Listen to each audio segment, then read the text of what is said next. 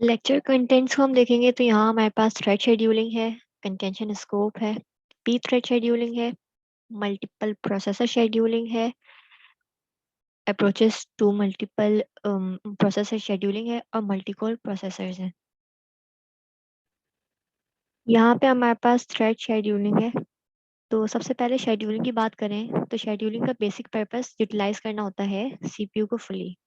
अब thread scheduling की बात करें तो प्रोसेसर शेड्यूलर सिर्फ कर्नल लेवल थ्रेड्स को शेड्यूल कर रहे होते हैं, पर यहाँ हम थोड़ा थ्रेड के कॉन्सेप्ट को भी इंक्लूड करेंगे। थ्रेड्स के अंदर यूएलटीज होते हैं, जिसे हम यूजर लेवल थ्रेड्स कहते हैं, और केएलटीज होते हैं जिसे कर्नल लेवल थ्रेड्स कहा जाता है। ऑपरेटिंग सिस्टम अगर कर्नल लेवल थ्रेड्स की बात करें तो शेड्यूल जो हो रहे होते हैं KLT, they are scheduled by the operating system, और ULTs they are managed by the threads libraries and kernel unaware होता है about the user level threading.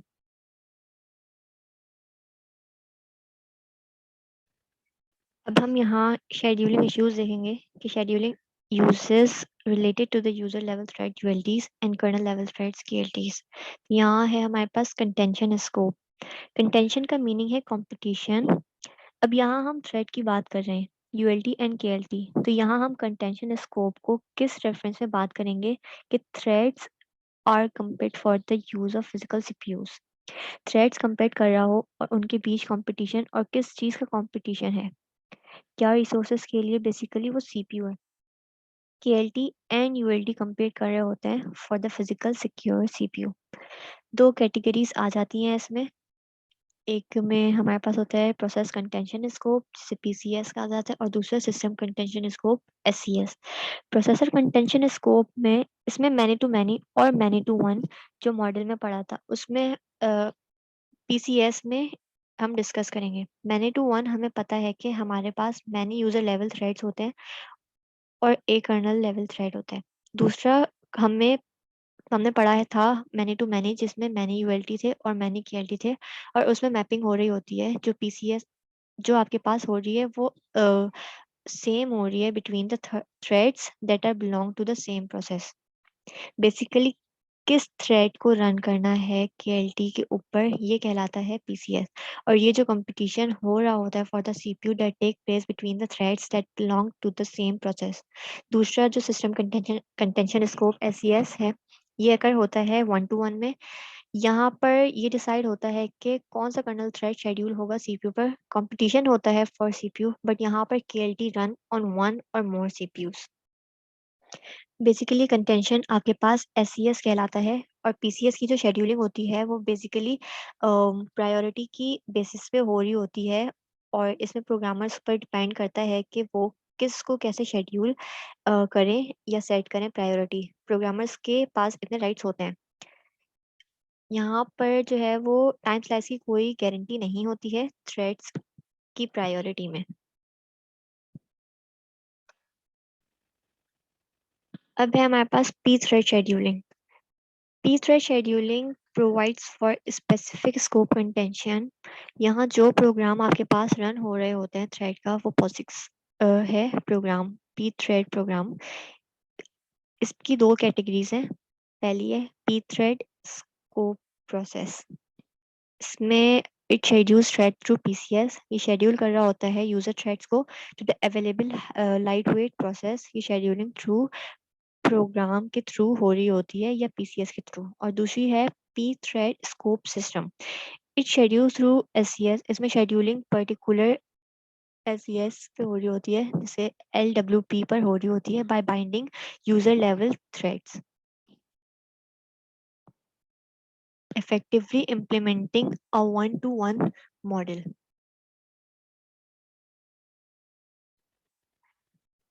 अब यहाँ पे है मल्टीपल प्रोसेसर शेड्यूलिंग। अभी तक हम यूनी प्रोसेसर शेड्यूलिंग की बात कर रहे थे, आपके पास सिंगल प्रोसेसर था, आप उस पर शेड्यूल कर रहे थे। अब यहाँ हम बात करेंगे मल्टीपल प्रोसेसर्स की। जब वी हैव मल्टीपल प्रोसेसर तो आपके पास कॉम्प्लिकेशन इंक्रीज हो जाएगी, क्योंकि हमारे पास मल्टीपल प्रोसेसर होंगे और हमारा टास्क होगा कि सब सीपीयू बिजी रहे, एज इफेक्टिवली वर्क करें। यहाँ पर हमें कुछ फैक्टर्स को भी कंसिडर करना पड़ता है, और वो फैक्टर्स क्या है कि आपके पास प्रॉपर लोड बैलेंसिंग हो रही हो। ऐसा ना हो कि कोई प्रोसेसर बहुत ज़्यादा ओवरबर्डन हो जाए और कोई प्रोसेसर आइडल रहे। अब यहाँ पे कह सकते हैं कि हम काम ज़्यादा है और यहाँ मज़ीद पैरामीटर्स को देखना पड़ेगा। यहाँ पे हमें ऐसे करना होता है कि कंटिन्यूअसली जो प्रोसेसर्स है वो बिज़ी रहे या मैक्सिमम या फुली यूटिलाइज़ आप कर सको। यहाँ हम मल्टी प्रोसेसर की टाइप की बात कर लेते हैं। पहली है होमोजीनियस, दूसरी है हेटेरोजीनियस। तो होमोजीनियस सेम मतलब सारे प्रोसेसर सेम काइंड के होंगे, और हेटेरोजीनियस डिफरेंट मतलब सारे सीपीयू डिफरेंट काइंड के होंगे। होमोजीनियस में सेम काइंड के प्रोसेसर होते हैं तो फिर भी लोड बैलेंसिंग इजी होती है, और हेटेरोजीनियस में डिफरेंट टाइप के प्रोसेसर्स होते हैं तो कॉन्फ़िगरेशन देखनी पड़ती है, और इसलिए थोड़ा टास्क जो है ना वो थोड़ा मुश्किल होता है।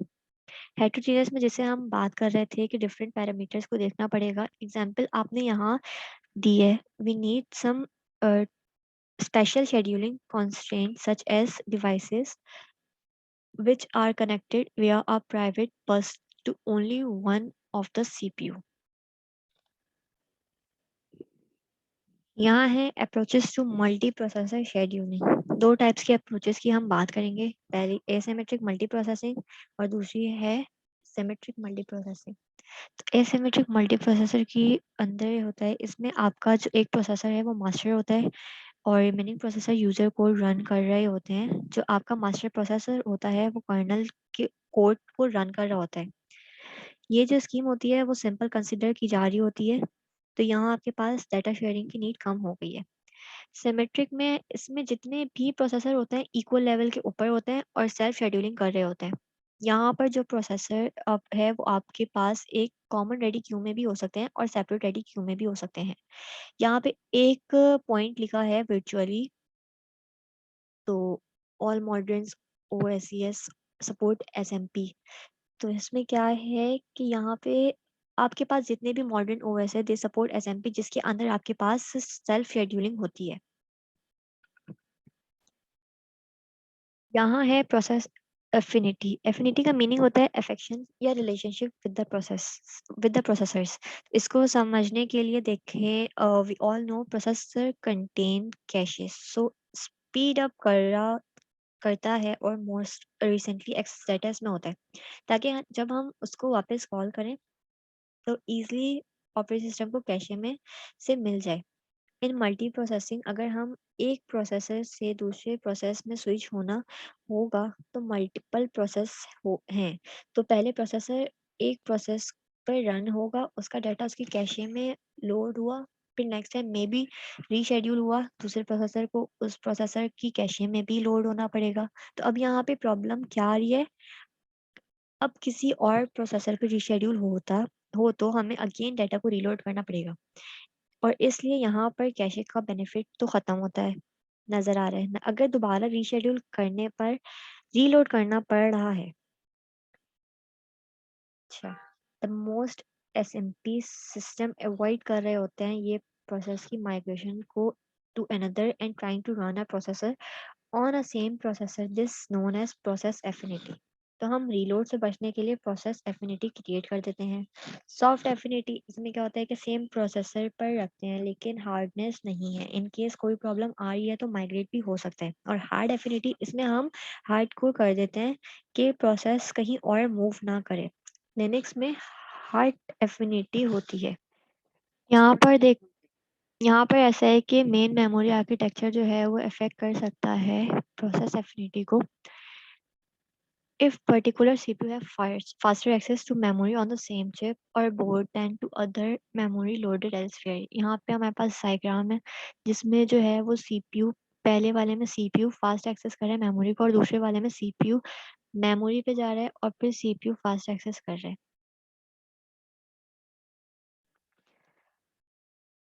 यहाँ अब लोड बैलेंसिंग है, एक इम्पॉर्टेंट फैक्टर या गोल है। जितने भी प्रोसेसर असाइन हुए हैं you have to maintain a balance. ऐसा ना हो कोई प्रोसेसर आइडल हो और कोई प्रोसेस बहुत ज़्यादा ओवरलोडेड हो। कॉमन रेडी क्यू में कॉमन रेडी क्यू है, सारे प्रोसेसर उसमें रिसाइड कर रहे होते हैं तो उसमें लोड बैलेंसिंग इशू नहीं होता, क्योंकि सेल्फ बैलेंसिंग रेडी क्यू में से ऑटोमेटिकली पिक करते जाएंगे। फैच होगा प्रोसेसर, बट कहाँ पे ज़रूरत पड़ती है जहाँ हम processor separate ready queue maintain कर रहे होते हैं। बैलेंसिंग के लिए दो अप्रोचेस यूज हो रही होती हैं, एक पुश माइग्रेशन, दूसरी पुल माइग्रेशन। पुश माइग्रेशन में सेपरेट प्रोसेस होता है जिसका क्या काम होता है कि वो पीरियडिकली रन कर रहा होता है। For example after every 20 second वो पीरियडिकली रन कर रहा होता है। फुल माइग्रेशन में क्या होता है कि जब आपके पास आइडियल प्रोसेसर फुल कर रहा होता है मीटिंग टास्क को form from the busy processor, ये फुल माइग्रेशन कहते हैं। म्यूचुअली एक्सक्लूसिव नहीं है, पैरेलल में भी इम्प्लीमेंट हो सकती है।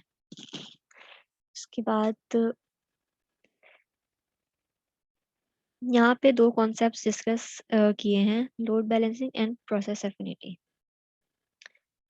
लोड बैलेंसिंग प्रोसेस एफिनिटी में हमने ये बात की थी कि प्रोसेसर को जिस प्रोसेस पे रन करते हैं we try to keep the process on the same processor just because of the overhead. Load balancing एक तरफ ये बात कर रहे हैं कि प्रोसेस को प्रोसेसर के ऊपर बाइंड करके रखेंगे, उसकी एफिनिटी मेंटेन होगी, और दूसरी तरफ ये कह रहे हैं कि लोड बैलेंसिंग करेंगे, प्रोसेसर को मूव करवाएंगे एक प्रोसेसर से दूसरे प्रोसेसर में ताकि लोड बैलेंसिंग की जा सके। तो ये एक दूसरे के कॉन्ट्राडिक्टरी जा रहे हैं, तो यहाँ एक को अचीव करेंगे तो दूसरा सफर करेगा। यहाँ एक बात कह रहे हैं कि वन ऑप्शन है is to only allow migration, कि आप एक गिवन थ्रेशोल्ड सेट कर लो कि अगर ये थ्रेशोल्ड एक्सीड कर जाएगा, only in that particular case आप उस प्रोसेस को मूव करोगे from one processor to another processor. यहाँ है multi core processor. Multi core processor से पहले मल्टी प्रोसेसर की बात करेंगे तो फिजिकल प्रोसेसर सिस्टम में एग्जिस्ट कर रहे हैं और शेड्यूलिंग को किस तरह मूव करवा रहे हैं अमंग मल्टीपल प्रोसेसर। अब मल्टी कोर प्रोसेसर को देखते हैं तो सिंगल फिजिकल कोर पे बात कर रहे होते हैं। रीसेंट प्रैक्टिस किया है कि कंप्यूटर हार्डवेयर के मल्टीपल प्रोसेसर कोर्स होते हैं जो कि सेम फिजिकल चिप पे होते हैं, जिसे मल्टी कोर प्रोसेसर कहा जाता है। हर कोर अपना आर्किटेक्चरल स्टेट मेंटेन कर रहा होता है that appears to the operating system as separate physical processor. यहाँ पे डुअल कोर की बात कर रहे हैं, सिंगल फिजिकल चिप की बात कर रहे हैं, सही है। तो दो सेपरेट कोर अलग से हर कोर का अपना architecture state separate physical core पे लाई कर रहा है। जब प्रोसेस को रन कर रहा होता है तो it need to access memory. कोई भी प्रोसेस हो और प्रोसेस को मेमोरी रिक्वायर्ड हो तो डाटा एक्सेस करने के लिए मेमोरी एक्सेस कर रहे होते हैं। सबसे पहले वो अपनी कैशे में चेक करता है, अगर डाटा मिल जाता है तो कैशे हिट हो जाता है, और अगर उस प्रोसेस से रिलेटेड डाटा प्रोसेस की अपनी कैशे में नहीं मिले तो उसे कैशे मिस कहते हैं। इस केस में वो प्रोसेसर डाटा को लेने के लिए मेमोरी को एक्सेस करता है और उस डाटा को मूव करवाता है। मेमोरी से वो कॉपी करता है अपनी कैशे के अंदर। ये जो कीज होती हैं मैम उसे मेमोरी स्टॉल कहते हैं। कैशे मिस हो गई, इस केस में मेमोरी को एक्सेस करना पड़ेगा तो इसे मेमोरी स्टॉल कहते हैं। अब यहाँ पे हमारे पास एक डायग्राम बनी हुई है जिसके अंदर हमारे पास सी से हम एग्जीक्यूट या कंप्यूट कर रहे हैं और एम से मेमोरी स्टॉल। तो ये हमारे पास एक थ्रेड रन हो रहा है। पहले ये एग्जीक्यूट हुआ या कंप्यूट हुआ, फिर वो मेमोरी को डाटा रिक्वायर्ड होगी तो मेमोरी स्टॉल आएगा, फिर एग्जीक्यूट पे जाएगा, फिर मेमोरी स्टॉल आएगा, फिर एग्जीक्यूट करेगा, फिर मेमोरी स्टॉल आएगा एंड सो ऑन। एक साइकिल चल रही होती है। यहाँ मल्टीपल थ्रेड की बात कर रहे हैं तो यहाँ फॉर एग्जांपल एक कोर पे दो थ्रेड को शेड्यूल कर लिया है and each thread separately run हो रहे हैं। दो थ्रेड को एक कोर पे physical processor by assigning multiple kernel threads to a single processor. इस तरह हम मेमोरी स्टॉल को अवॉइड कर रहे हैं। किस तरीके से, यहाँ देखें कि हमारे पास जो है वो एक थ्रेड जो है वो रन हुआ, जब वो एग्जीक्यूट हो रहा था तो दूसरा यहाँ रन नहीं हो रहा था। फिर जैसे ही दूसरा मेमोरी स्टॉल पर गया तो ये प्रोसेस आइडियल नहीं बैठेगा, ये दूसरा प्रोसेस को एग्जीक्यूट करना स्टार्ट हो जाएगा, फिर इसकी एग्जीक्यूशन स्टॉप होगी तो दूसरा जो है वो एक वक्त है में एग्जीक्यूट हो रहा होगा। दूसरा मेमोरी एक्सेस पे जाएगा, फिर ये मेमोरी स्टॉल आएगा और ये फिर इस तरीके से चलता रहेगा कि ये आइडियल नहीं बैठेगा। अब ये लास्ट में हमारे पास है मल्टी कोर प्रोसेसर्स। तो इसमें हर कोर पे दो थ्रेड्स हैं। डुअल थ्रेड्स कोर में चार लॉजिकल प्रोसेसर्स होंगे। फिजिकल तो दो ही हैं पर लॉजिकली चार हैं। यहाँ 8 कोर हैं और हर कोर पे चार थ्रेड्स हैं। तो टोटल 32 लॉजिकल ऑपरेटर अवेलेबल हैं। देयर आर टू वे, एक होगा हमारे पास कोर्स ग्रेन और दूसरा फाइन ग्रेन। कोर्स ग्रेन में एक थ्रेड मेमोरी एक्सेस कर रहा है, मेमोरी के लिए ब्लॉक हो रहा है, तो हम दूसरे थ्रेड को शेड्यूल कर रहे थे, तो ये कोर्स ग्रेन डिसीजन ले रहा होता है। सिर्फ उस वक्त डिसीजन लिया जाता है जिस वक्त मेमोरी स्टॉल आ रहा हो, आप स्विच करें। फाइन ग्रेन में हमारे पास क्या होता है कि स्विचिंग हो रही होती है between the threads, it occurs at small regular interval. यहाँ पे स्ट्रक्चर इस तरह डिजाइन किया जा रहा होता है जो ये थ्रेड स्विचिंग इतनी फ्रीक्वेंट थ्रेड स्विचिंग को सपोर्ट करे। अब थ्रेड स्विचिंग हो रही होगी वो स्मॉल इंटरवल पे हो रही होती है। तो इतना ही था आज का हमारा टॉपिक। आज की इन सारी स्लाइड्स में हमने thread scheduling, contention scope, deep thread scheduling, multiple processor scheduling, approaches to multiple processor scheduling और मल्टी कोर प्रोसेसर्स को हमने कवर किया है।